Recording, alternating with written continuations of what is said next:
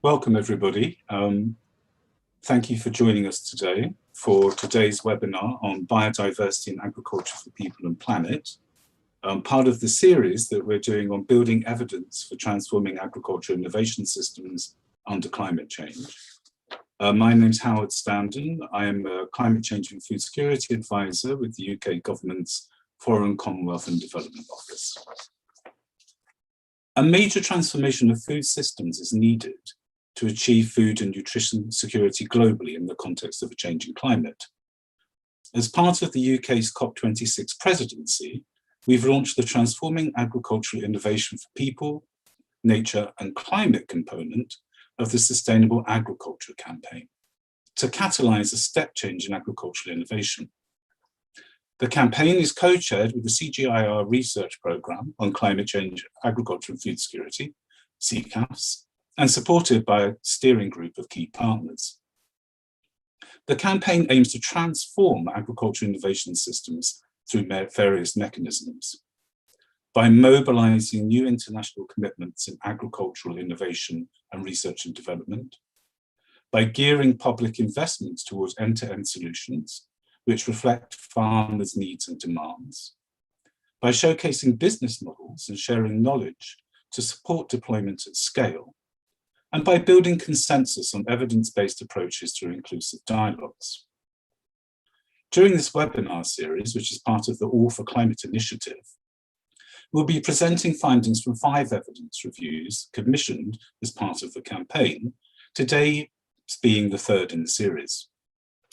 A recording of the previous webinar towards an evidence-based approach to agroecology and climate change adaptation and mitigation in low and middle income countries is available on this site and presents evidence and key findings which are closely aligned to those of today's webinar. Key findings from the report included that there is substantial evidence on the impacts of agroecology in low and middle income countries on climate change adaptation, farm diversification having the strongest evidence, that there was modest evidence on the impact on climate change mitigation in low, middle and income countries, with an emphasis on carbon sequestration in soil and biomass, agroforestry having the strongest body of evidence, that locally relevant solutions produced through participatory processes and the co-creation of knowledge with farmers, knowledge gaps are found for agro-green weather events and agroecology approaches involving livestock, landscape redesign, and multi-scalar analysis. Recommended actions included that the performance of agricultural development should be assessed using an outcome-based approach based on agroecological principles and climate change adaptation and mitigation indicators to guide future investments. That direct investment and the scaling of practices should be targeted to where the evidence is strongest: agricultural diversification, agroforestry and local adaptation. That there is a need to increase action on resilience to extreme weather events and climate change mitigation outcomes in low and middle income countries, and build the capacity of decision and policymakers, researchers, institutions and other stakeholders from the global south to work on these issues. And finally, that there is a need to compare the cost effectiveness and outcomes of agroecology approaches with other agricultural development interventions, including through the valuation of environmental and social benefits, to better evaluate approaches to sustainable agriculture. I will now hand you over to the chair for today's event, Cristina Rumbates del Rio, who is a senior adaptation and resilience advisor with WRI, the World Resources Institute. Over to you, Cristina. Thanks, Howard. I'm delighted to be chairing this session today. As we all know, agriculture is the largest single source of environmental degradation. It's responsible for over 30% of global greenhouse gas emissions, 70% of freshwater use, 80% of land conversion, and of course, it's also the single largest driver of biodiversity loss. This requires a significant transformation in how we produce food, in order to address this challenge, really starting with rethinking and recentering of biodiversity as part of our food systems, and recognizing that all parts of food systems need to work together as a whole if they are to deliver diets that are both high in quality and also sustainable. This means we need to think about food system productivity rather than agriculture productivity, and that's a very important shift that's been occurring. I'm reminded of a quote from American President and General Dwight D. Eisenhower, who said that if a problem cannot be solved, enlarge it. And it strikes me that we keep looking for solutions to food insecurity, malnutrition, the biodiversity crisis, the climate crisis by focusing inwards, which sometimes yields certain solutions. But really, we need to be zooming out and looking at the system as a whole to find sustainable and lasting change.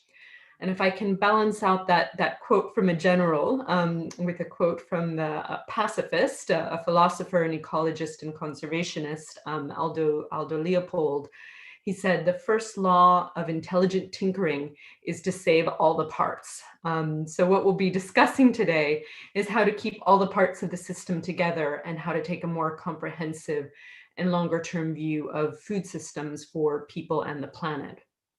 We'll start by hearing with a presentation on the evidence review prepared by the Water, Land and Ecosystem Program of the CGIAR, which really will look at the links between biodiversity and agriculture. And with that, it's my pleasure to introduce my friend and colleague, Dr. Fabrice de Klerk, who is a senior scientist at the CGIAR and director of science of the EAT Foundation. He's also the lead author of this evidence review. Fabrice, over to you. Thanks, Christina. And it's I haven't read Leopold in a long time, so it's so good of you to remind us of Leopold's first law of intelligent tinkering to keep all the parts. I think it's quite apropos for biodiversity. So hello, everyone. I'm Fabrice de Klerk. I'm a scientist with the CGIAR, Biodiversity International, and CIAT and its new alliance, and also scientist with EAT, as Christina highlighted. And what I'll be presenting today is really the work of 22 tremendous peers and colleagues taking a deep dive, but I think, as Christina highlighted, zooming out to really try to better understand the role of biodiversity in agriculture, but I think also on the flip side, the role of agriculture or its responsibilities to biodiversity as well for people and planets. It's a relatively quick presentation to 10 minutes, and so there's really 5 key takeaways that I'll try to dive into one by one, but the highlights that I want to really encourage you to take home with you. So the first is that biodiversity is inextricably linked with food and agriculture. And I think the first thing the author team wanted to remind us of is that food security or conservation is not productive and it's not an option. That biodiversity is more than a conservation objective, but it is about conserving, sustaining, rebuilding the life support system that enables a productive agriculture. The second point that I think we want to make is that biodiversity and dietary diversity are really the foundation to healthy diets. And the 2 points here being that increasing the diversity in diets is both a means of securing the health, but also that there's more attention needed to consumption side questions of the equation. I think we're often quite focused on the production side. The third is that agriculture must share space with biodiversity. It's going to be really difficult to produce healthy diets for all within environmental limits without better making use of the biology in agriculture. The fourth point that we'll try to emphasize is that agriculture has an obligation or responsibility, not just to food production, but to environmental security, to climate security. And that recognizing its contribution responsibility sets, if you want, the stage for how agriculture can reverse from the primary source of degradation to really being, I think, our best bet at restoration and environmental conservation. And fifth, probably the most challenging one, is recognizing that this decade is just really fundamental in terms of transforming food systems so that they are fit for purpose for these multiple goals. And really, I think calling on the community to be bold in terms of reinvesting and reimagining how we might approach that. Quite a bit of this is centered on, I think, an opportunity. The CBD is meeting this fall. The Climate COP is also meeting. The UN Food Systems Summit has its first pre-summit this July, and then the formal summit in September. I think we really recognize that this decade is fundamental in terms of, I think, changing the decisions that we've been making and really charting a new course for our relationship with environment, and food being central to that. In this figure, a demonstration of what WWF, how they've interpreted a paper that several colleagues have worked on, really challenging us to come up with a high-level goal for biodiversity.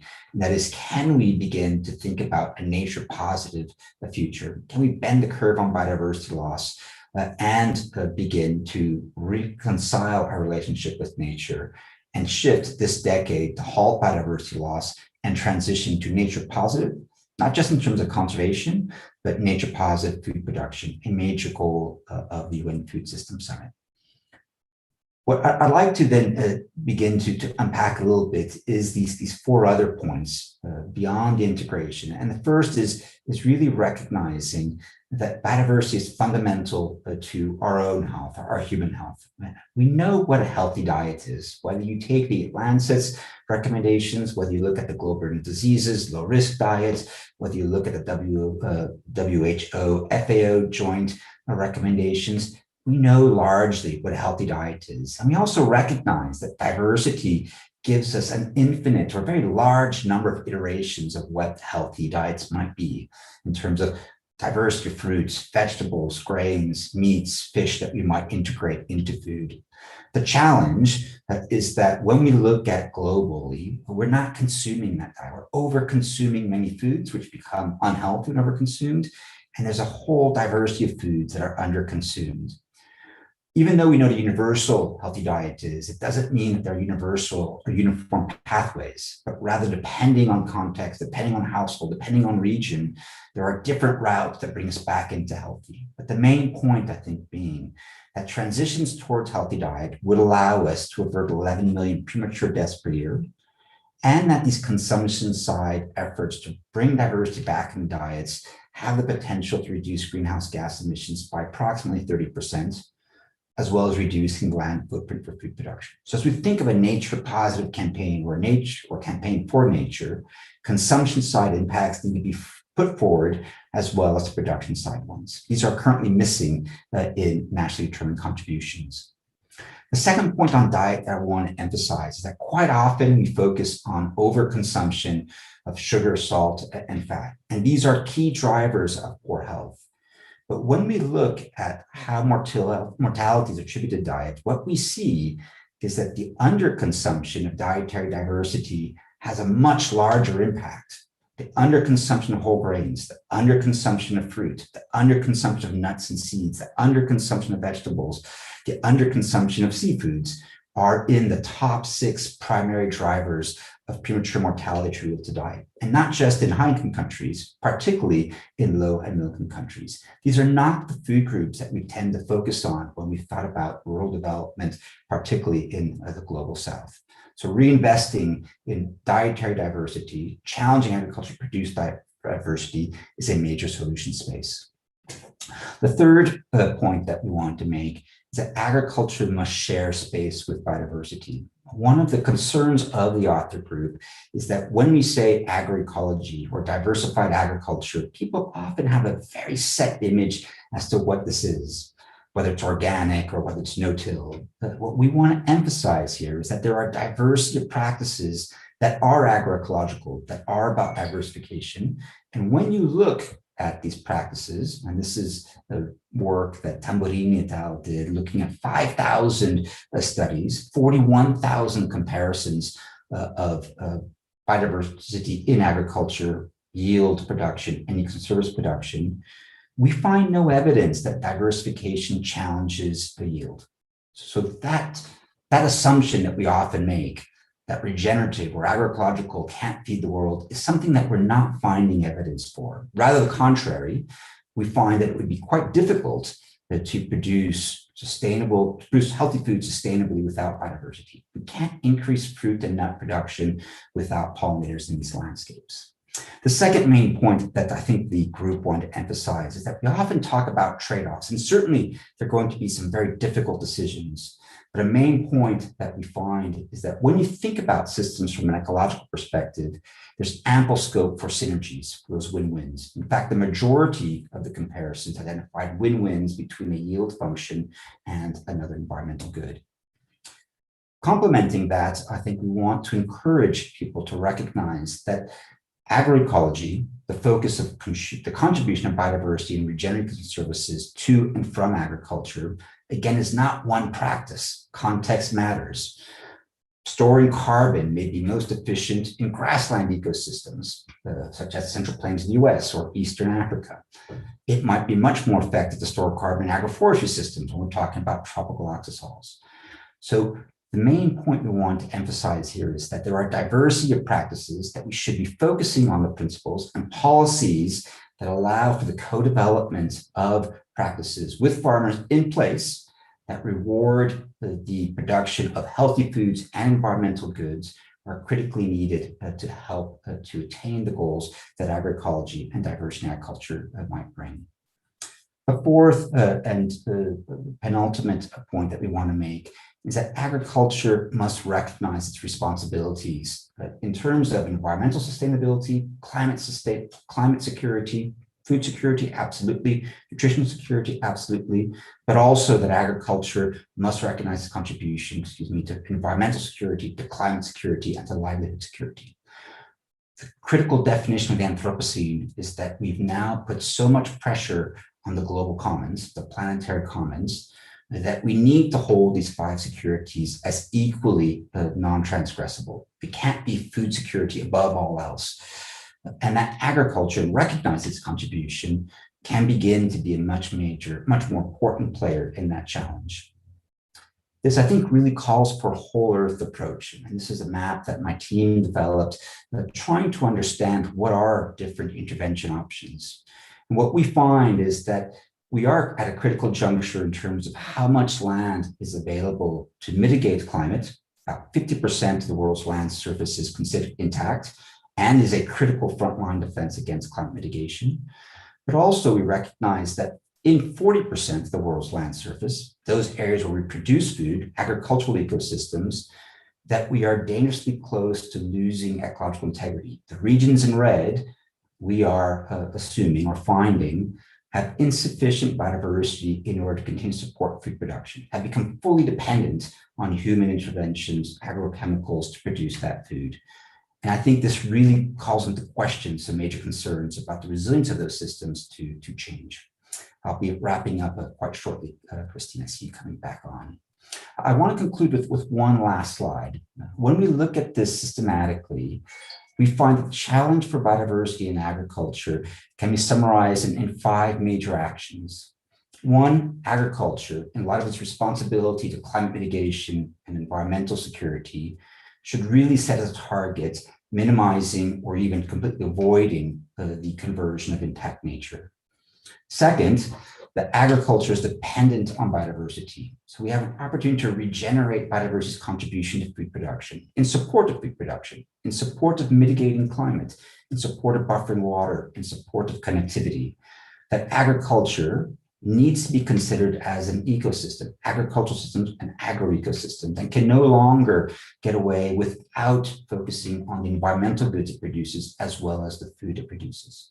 We estimate 12 to 17 million square kilometers in need of this regeneration. Third, restoration, that we need to take these degraded lands. We need to restore biodiversity in these lands as a primary means of combating climate change, as a primary means of halting extinction losses, and as a critical contribution to regulating hydrological flows. Fourth, reduce the pressures on biodiversity in agriculture, reduce the losses of nutrients, nitrogen, phosphorus, coming from agricultural systems and impacting adjacent systems as a key means of reducing these drivers. And fifth, and most critically, really rethink what the objectives of agriculture and food production are, and to transform food production in line with global goals, not just food security, but the 4 other securities that I've been talking about today. With that, I'd like to thank you for your attention, and most importantly, I'd like to thank the 22 scientists who helped to contribute to this report, and I'm looking forward to the conversation with all of you. Great. Thanks, Fabrice, for that great presentation and for synthesizing what's a lot of hard work and a lot of information so poignantly and succinctly. I want to turn to our panel and get their reactions to what's been presented here today. Our panel consists of Ajay Jakar, who is the chairman of Bharat Krishak Samaj in India and is a citrus farmer in Punjab. We also have Sue Pritchard, who's the Chief Executive for Food Farming and Countryside Commission in the UK, and also an organic and permaculture farmer in the Wales border country. And we also have Florence Chantet, who is the Managing Director for One Planet Business for Biodiversity, who is joining us from the Netherlands. Ajay, if I can start with you, what were your reflections on hearing the results of the evidence review? What jumped out as important? Is there anything you want to challenge? We'd love to hear your thoughts. I hope you can hear me. Yes, perfectly. So I think the report's really good. There's not anything that needs to be challenged. I think so. Fabric has given a very good summary of the report. It captures the complexity of the challenges from changing farming practices to consumption behavior to more plant-based diets and the importance of biodiversity. As Fabric said, it's very important for agriculture. As a farmer, I want to add that biodiversity is important for humanity to survive on the planet itself. And a few things that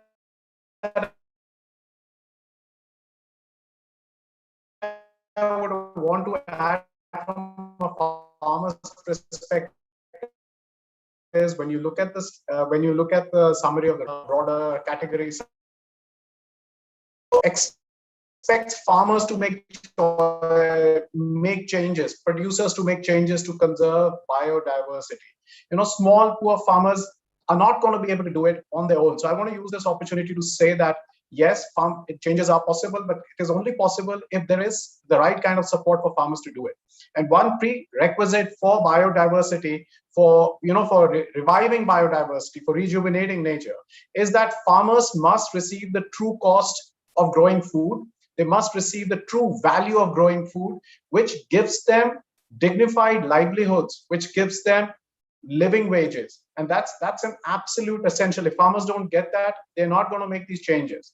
And so that must be at the heart of every debate on biodiversity, on agriculture. Two other quick points, and please tell me when my time is up, because when farmers get the mic, we rarely stop in time. So my second point is, my second point is the WTO agreement on agriculture drives down farm gate prices for majority of farmers in majority of countries. And that leads to biodiversity losses, it leads to poverty, and it leads to biodiversity losses even in countries which are practicing industrial agriculture, because that leads to large-scale monoculture, because we only value yield. We do not value other parts of the nature that are being destroyed or are being created. 680 million people sleep hungry today, and most of them are farmers. And they're dependent on markets for nutrition. So we really need to relook at this whole thing. We need innovation in redesigning systems where farmers can grow their own food for their own nutrition. I'm not talking about self-sufficiency. I'm only talking about the part that they grow more of their own nutrition rather than be dependent on markets, which will increase biodiversity because they'll be growing different varieties of crops, which they're otherwise buying from the market. So I just want to leave it at that and come back later at some stage. Thank you. Okay, thanks, Ajay. We'll come back for that third point because I want to hear it. But I want to turn to Sue next to hear your impressions. What did you think of what you heard? What did it strike with you? Thank you, Christina, and thank you for inviting me so that I can welcome this report very wholeheartedly. It's not very often that we are able to welcome reports that take such a comprehensive, whole systems view. And since we're quoting folk today, I want to quote one of my personal heroes, Donella Meadows, who said many years ago, we are literally killing ourselves through our inability to think in whole systems. And that is the challenge that I think that is incredibly well expressed in this report here today. I think one of the problems that we face, of course, is that governments and indeed companies and businesses are still clinging to the prospect that there are some silver bullet solutions that we can apply that will pick off one of the big challenges that are facing us. As you said in your introduction, Christina, focusing on either the climate emergency or the nature emergency or building back after a global pandemic now. But we can't really respond to those huge and interconnected challenges without holding the whole system in view. And that means that governments have to work much more effectively together. They have to work better within themselves. Government departments themselves are very often at the mercy of policy intentions that act against each other. So in the UK, we notice right now that agriculture policy and health policy and trade policy are simply not lining up to deliver the kinds of intentions that our Prime Minister and our other ministers describe, particularly in the run-up to COP.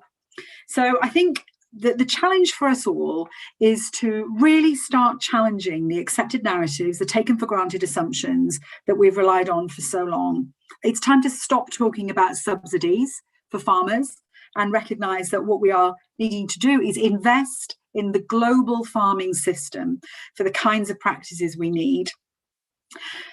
Policies need to be purpose-led, mission and purpose-led, and not sidetracked by the interests of particular businesses or interests who are the beneficiaries of very particular types of policy.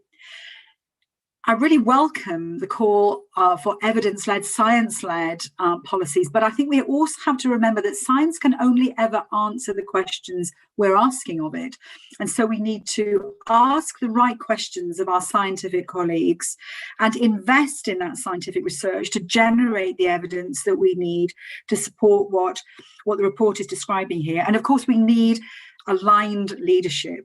We need aligned leadership across business, across governments, and in civil society, recognizing that it is important to come up with creative, new, novel, innovative solutions. But actually, it's time to start talking about how we hospice the old in food systems.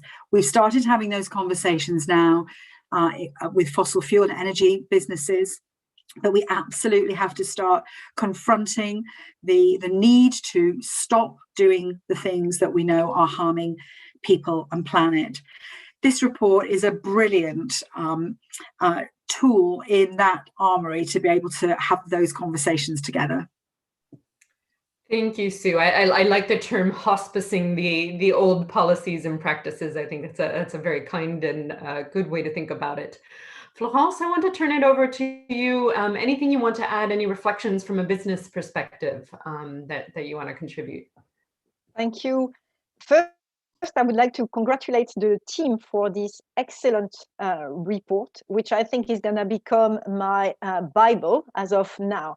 This report is really shifting a paradigm about what is agriculture.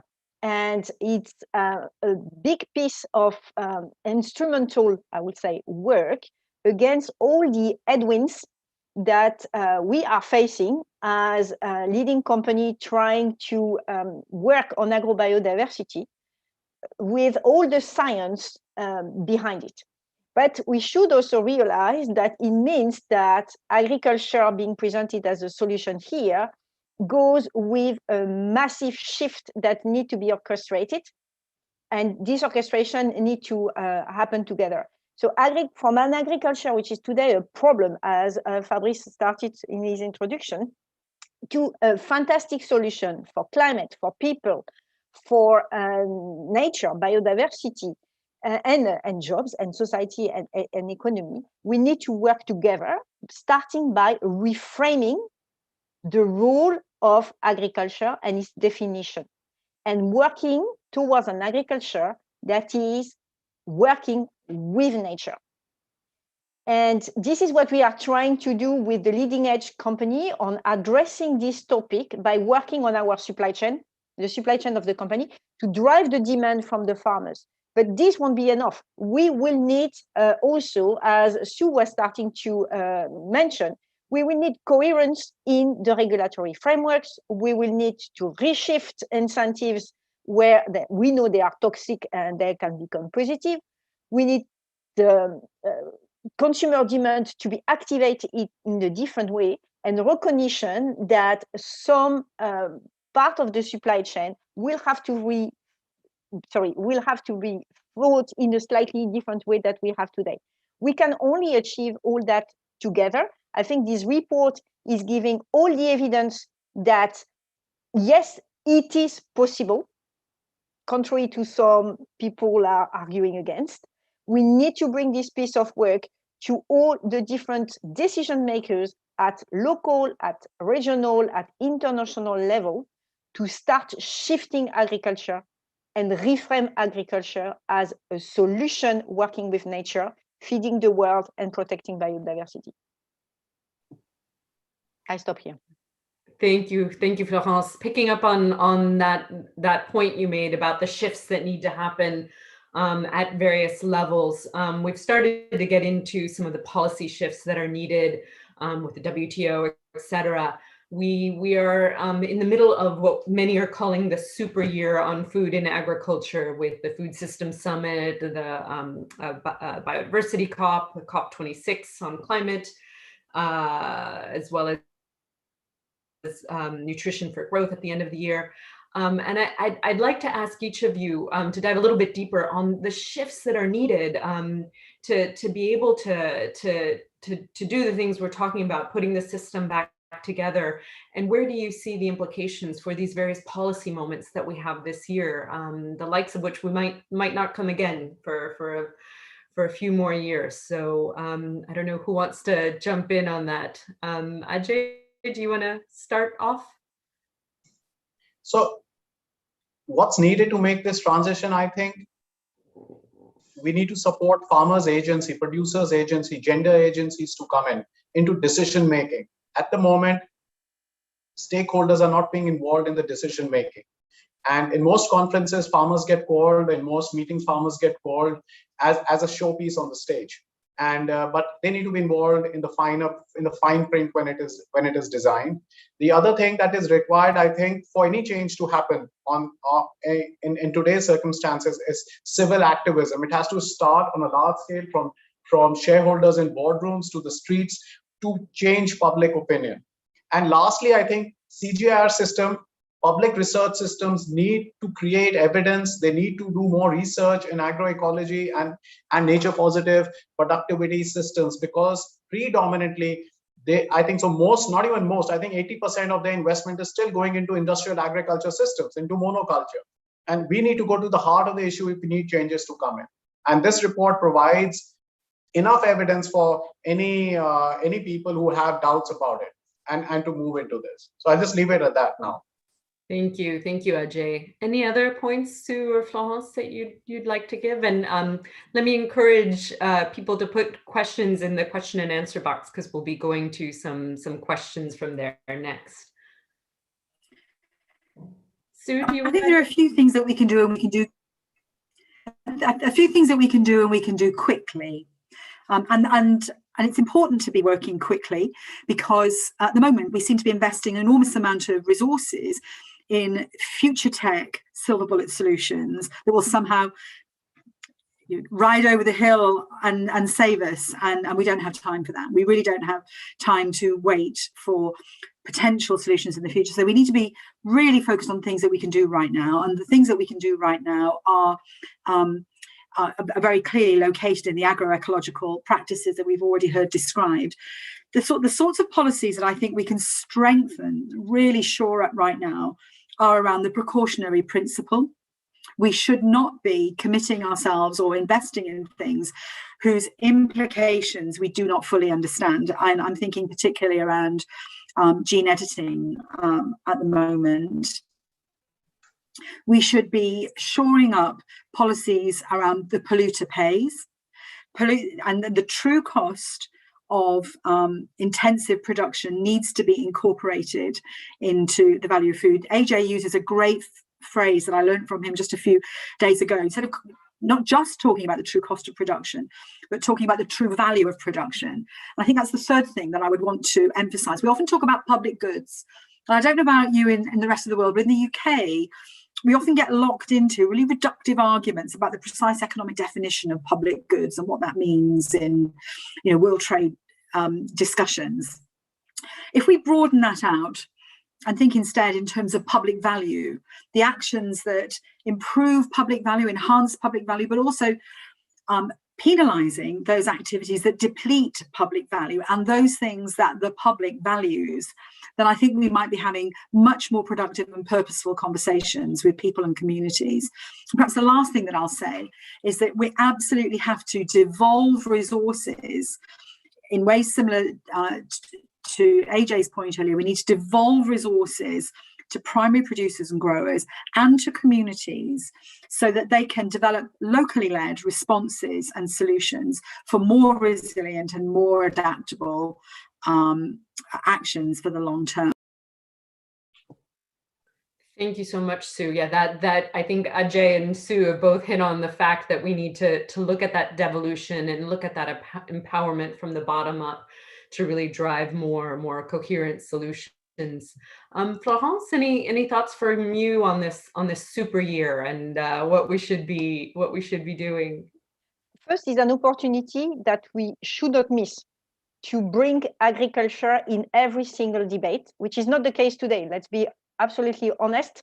The discussion and the debate are not at the level of ambition that there should be. Secondly, coming from the industry perspective and trying to help the demand, what we need to do all together is to show the examples, the few examples which are existing and fast, because farmers are trusting farmers. So peer-to-peer learning is absolutely essential there. And we need to find a way to accelerate this learning curve while we invest and continue to collectively invest on innovation to speed them up in terms of rollout. And currently what we are trying to do through the coalition OP2B is actually to scale up regenerative agriculture to tackle the soil topic.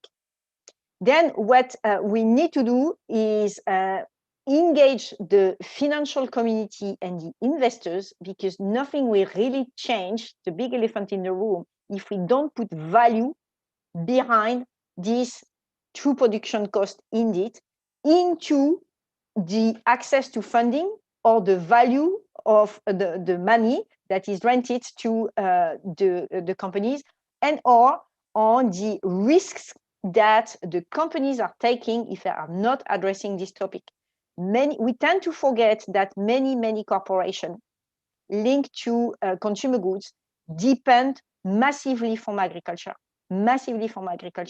And this topic, if not addressing it, means that they are at risk of their own sustainability for the future. There should be a price to that or a cost to it. So that's the two things. Roll out as soon as possible, help the farmers to show the example they have, and put finance where it should be in terms of risk and analysis. Thanks, Florence. Very clear and concise and urgent as well. I want to take some questions from the audience. We have a question from John Garcia Uloa, who asks, how do we capitalize on synergies between the various actors that are working on these interconnected issues, for example, climate movements, the conservation, community food producers, supply chain, consumers, etc. There's a lot of different actors whose positions could be aligned. How do we actually help that alignment happen? And then a follow-on question, how do we enable coherent policies across the various sectors that want to address these multiple issues? What does the enabling environment for coherent policies across sectors look like? So not an easy question. I don't know who wants to jump in on that. And Fabrice, please feel free to join us in this as well. Does anyone want to take a stab? Sue, I see your hand up. So I think one of the challenges for all of us actually is how we bring our leadership, whatever leadership we have in our particular worlds, our particular communities, to work more collaboratively together. I think we all want to be the heroes of our own stories, don't we? We all want to feel that we are, bringing leadership and in bold and courageous ways.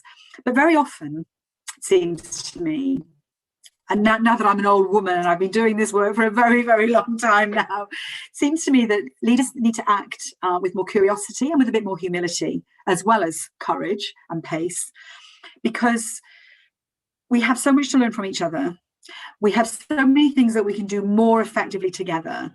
And yet sometimes, particularly in what we might call the progressive movements, we spend more time arguing with each other about nuance and detail than we do in really aligning our energy for our shared mission and purpose. So I think that there might be something for us all to do to reflect on how we show up as leaders in this space, how we work with and support each other, how we amplify each other's work, how we illuminate the work of our colleagues all around the world, so that we are really visibly and clearly part of a strong and aligned global movement. I'd love to add on to that. Though it's hard to follow you, Sue. I've loved everything you're saying. So I think the humility, including from the scientific communities, is a really important one. And EAT's been discussing its strategy, which has knowledge, action, and engagement. And they keep telling me it's knowledge up front and the rest come behind. I keep telling them, no, that's a triangle. You can flip in any direction. I think, Sue, you captured it perfectly in that science doesn't always know which questions need to be answered. And so I think, it's that engagement with community that I think allows science to better understand what questions need to be answered. That is, I think, a part of what my stakeholder group needs to be a little bit better at. Second, I'd say we need to move away from the stereotypes which are driving the conversation. Agroecology can't be productive. It's either vegan, vegetarian, or something else. The ors have to be thrown out the window. In the Anthropocene, we're in the age of and. It's environment and food and livelihood. And the minute we put one above the other, we're going to run into the next challenge that we're going to be faced with. So I think looking for the ands are much more important. One of the biggest rifts that I'm quite concerned about is the rural versus urban. And I think we urgently need to create much more communication between those two groups. That how you produce food is a critical contribution to sustainability. That the producer community is an ally in this fight. That this isn't about imposing greater restrictions on production, but as AJ said, recognizing the value of production and enabling that be manifest. So even in policy, I think this is something that we fail to do, right? Consumption side changes are not a part of the climate agreement. Agriculture is very invisible in the climate agreement. When you work in an agricultural research organization like I do, it's often food security first and then the rest. I think recognizing our role within a system is a critical first step in moving towards this transition. And that includes in policy. There is no Ministry of Food. There is no space where these contradictory policies between, we're paying twice, right? We pay for agricultural subsidies to produce foods which are poor to health, and then we invest in a public health budget. Imagine the savings that could occur if we were better at navigating these incoherencies and leveraging the synergies. So I think this is where there's ample space, but it requires bold decisions, as I may have said before, and it requires, I think, more space for that conversation, for that integration. Thanks, Fabrice. Any others want to come in on that point? I love the yes and. Yeah, Ajay, over to you. I want to, because this session it's so exciting, but it's going to be closing soon. So I want to flag an elephant in the room that nobody's talking about, and that is the consolidation in the food value chain. And this is, we could call it FRAT. It's food, it's agriculture, it's technology, and it's retail. In every crisis like a pandemic, it consolidates even more. And this is accelerating over the few last decades now.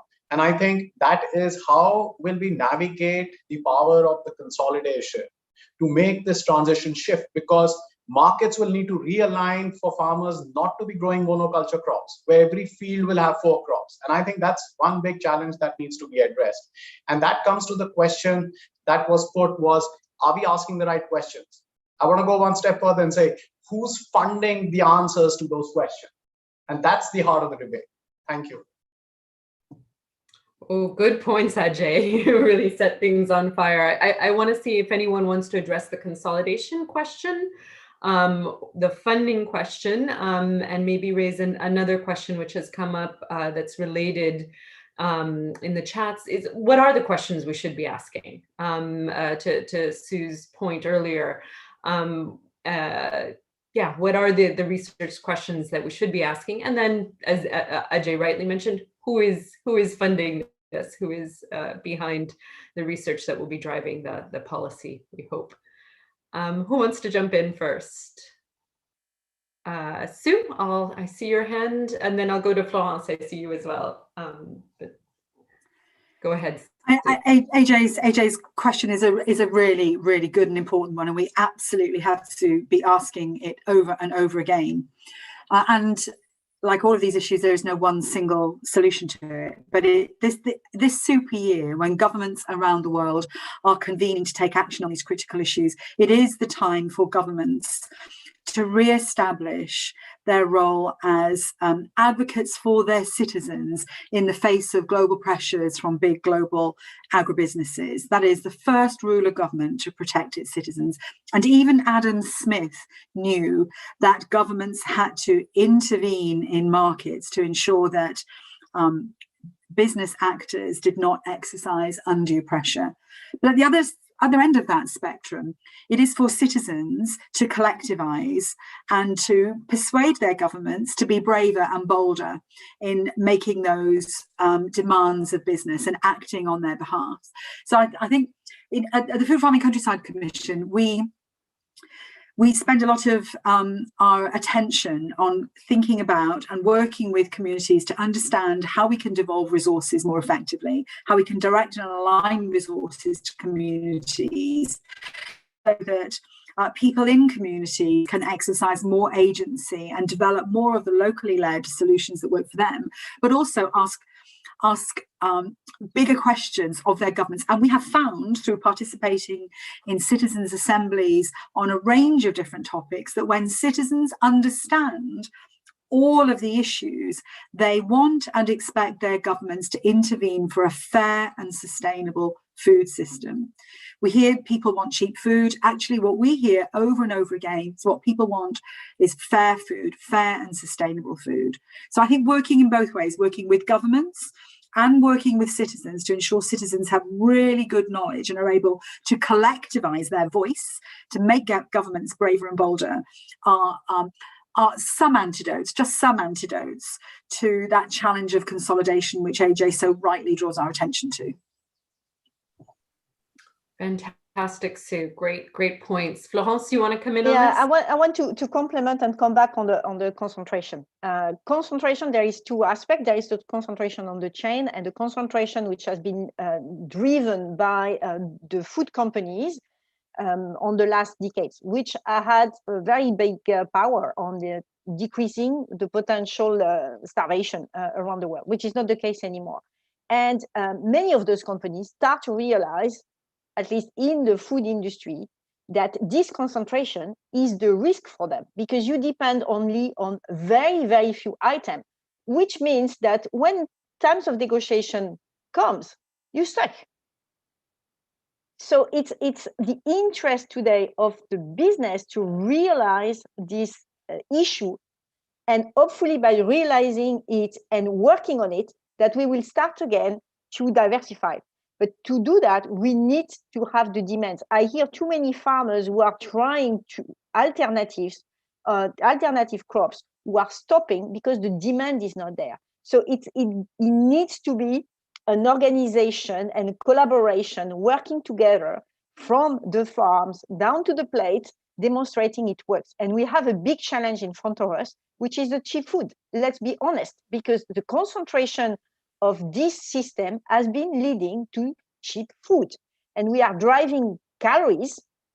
The world has been leading calories versus qualitative food, as Fabrice described also, and the team described also in the report.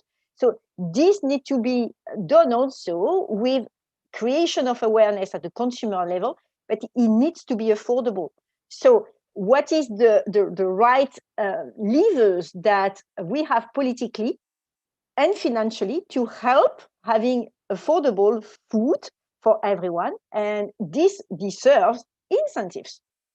We are paying to create disease today. Can we pay to create healthy farmers who are going to produce healthy food together? And again, let's demonstrate that at scale in a number of crops and area, and inspire others. In this world, I only think that demonstration and peers inspiration will be the key. If we wait, to be honest, for policymakers in the current situation, I'm very afraid that it will take long, and too long, actually. We have 8 crops left. Oh, that's a powerful way to think about it. Thanks, Florence. That's really compelling. Does anyone want to tackle the research question of what are the questions we should be asking, or the funding of research? I think I take this one very briefly. Sure. A massive amount of money has been put in the agriculture we have today. Can we start shifting these brains towards alternatives? Because if we put as much money as we have put on the last decades into the different alternative model, being organic, being regenerative agriculture, being agroforestry, being across a much wider number of crops, solution there, we are able to do a vaccine in less than a year. We have millions going into agriculture today. Let's mobilize all this brain. And again, let's build on existing know-how and support that to scale. It's just decision. Difficult decision, but it's just decision. And currently, I'm pushing on this one. We need to bring the agriculture decision maker at country level, at regional level, and at global level around the table. They are not around the table today. Everyone is talking about biodiversity apart from the agriculture stakeholders. And great point. And of course, the farmer needs to be at that table as well. Ajay, do you want to? Yeah. I just want to say that all the, like Florence said, the millions going into agriculture research and things, but why is it going to increase production?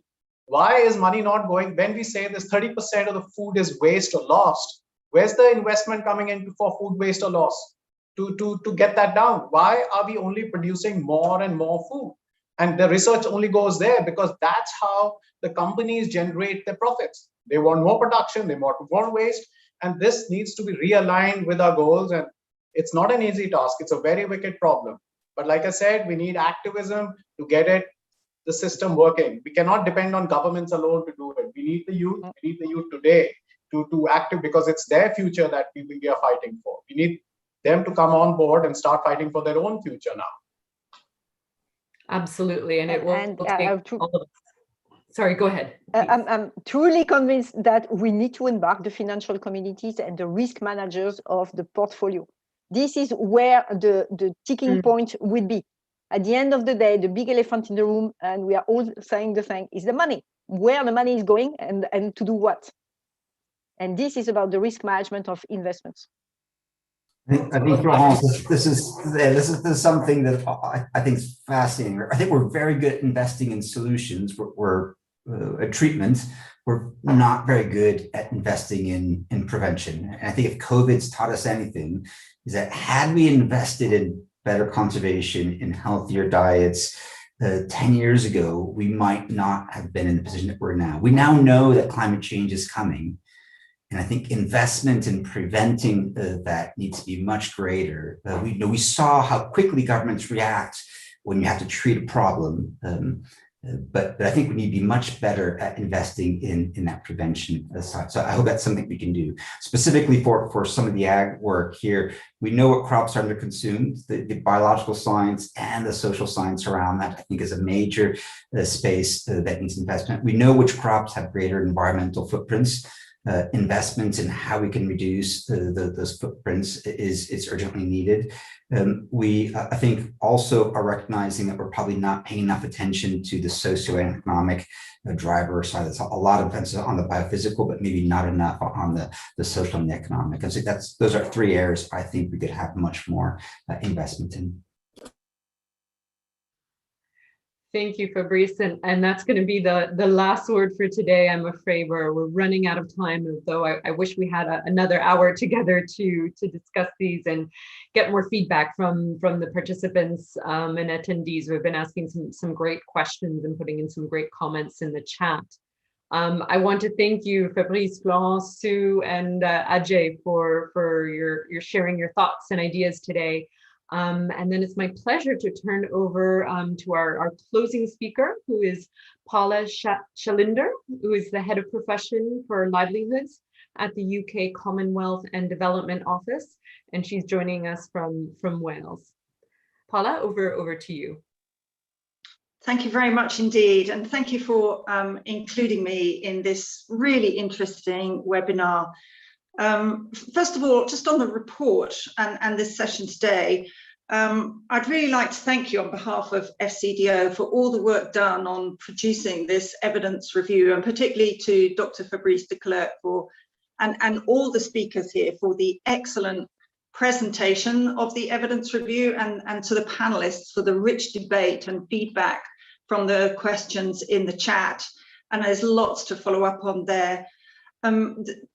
The FCDO, we really welcome this report and its recommendations, and it's quite clear from the report and the conversation here today that as a whole, we really need to increase investment in agriculture, in the sort of innovation and research in agriculture and development, so that we can better understand the evidence of how we can best integrate biodiversity in agriculture and indeed the whole of the food system, and particularly look at investment in those lower and middle income countries to address some of the knowledge gaps identified.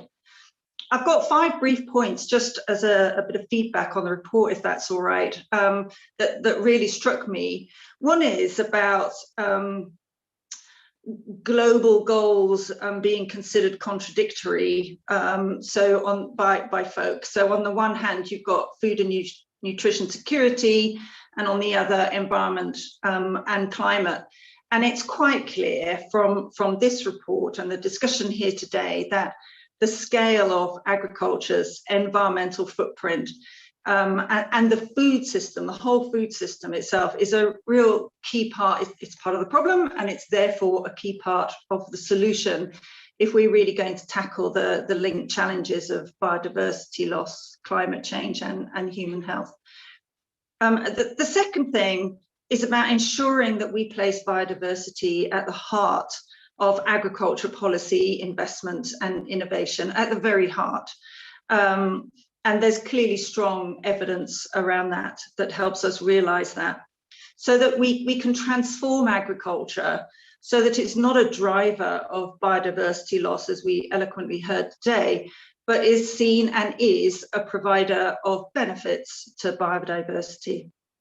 The third is about siloed visions. And that is that, you know, the siloed visions that perhaps we've all held in various professions, but particularly of agriculture systems as somehow being independent of nature, without giving full consideration and integration about the, you know, nature and environmental responsibilities of the agriculture sector. You know, those siloed visions are no longer compatible with the global goals that we're trying to achieve. The fourth is, as somebody said earlier, there is no silver bullet to these wicked, complex problems.